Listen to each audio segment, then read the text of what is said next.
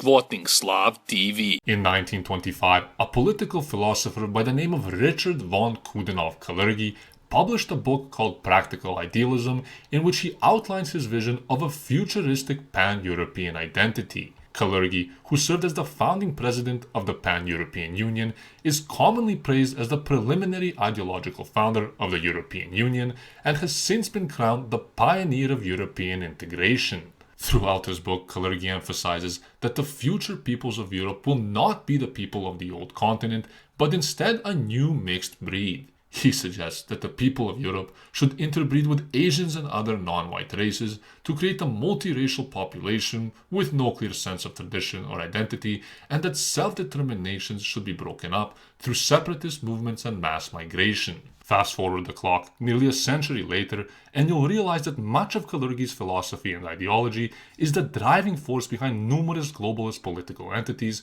with one of the main ones being the United Nations. In the last few decades, the United Nations has sat back and watched numerous military conflicts unfold in the Middle East, in countries such as Iraq, Libya, and Syria, and has failed to intervene time and time again. As a result of these devastating conflicts and aggressive regime changes in the Middle East, hundreds and thousands of people have been forced to flee their homes, seeking refuge from the wars which promise to bring about the very same democratic principles endorsed by the United Nations. In the last few years alone, floods of refugees and migrants from the Middle East have been spilling over into Europe and across the West, changing the identity and demographics of their host continents, just as Kalergi himself had prophesied. To this day, the UN has offered no viable solution to the migrant crisis, but has instead taken a big leap forward in realizing a sort of global Kalergi Plan for the Western world. If you're one of those people who browses through alternative political commentary channels,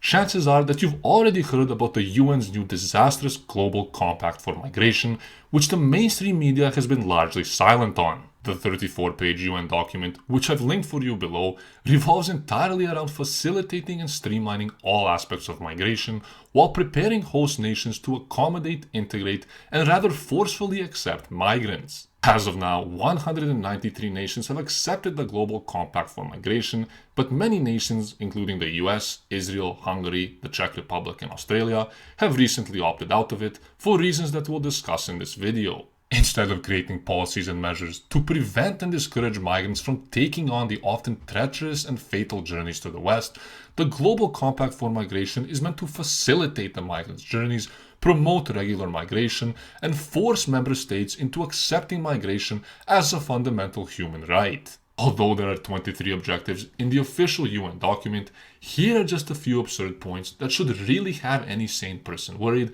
about the future of the Western world. According to objective number 3, nations of the pact should work to provide accurate and timely information at all stages of migration and should strive to create nationally accessible websites to advertise regular migration options. In translation, member countries should work to promote, encourage, and advertise migration across their already weak borders while providing migrants accurate information about all the gifts they can receive before they've even arrived. Moving forward, objective number 16 calls on host nations to empower migrants and to realize full inclusion and social cohesion by creating programs and activities aimed at promoting the acceptance of diversity. This includes, amongst other initiatives, a plan to incorporate evidence-based information about migration into the educational curricula and dedicating resources to schools with a high concentration of migrant children in order to promote respect for diversity. Basically, host nations will not only be learning about accepting migrants and tolerating migrants,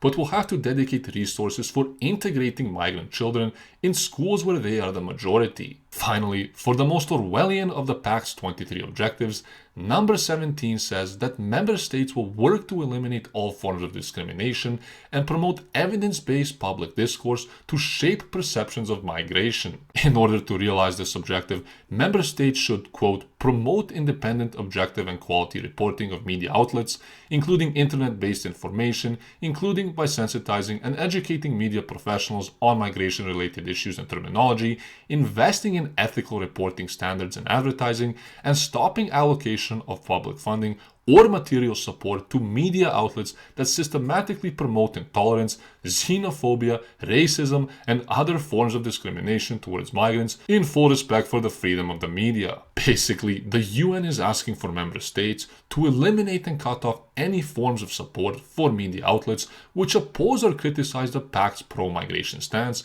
and to train media professionals on ethical reporting in order to promote and maintain a pro-migrant narrative. To sum it all up, the media's freedom of speech and criticism of migrant-related issues will now be deemed as hate speech, and ethical standards will be adopted to ensure that you only hear the migrant-loving spiel which the UN wants you to hear. With the nations of the Western world already struggling to cope with the effects of mass migration, the United Nations Global Compact for Migration will inevitably prove to be the nail in the coffin for the Western world by encouraging the mass movement, displacement, and forced integration of third world populations. The United Nations, which has historically played a passive role in creating solutions for preventing mass migration and rooting out its causes, is now acting as the main facilitator and galvanizer in the arena of mass migration. Much like the Kalergi Plan, which fetishized about the replacement of native Europeans with people from the third world, the UN Global Compact for Migration will lay down the framework for the destruction of the West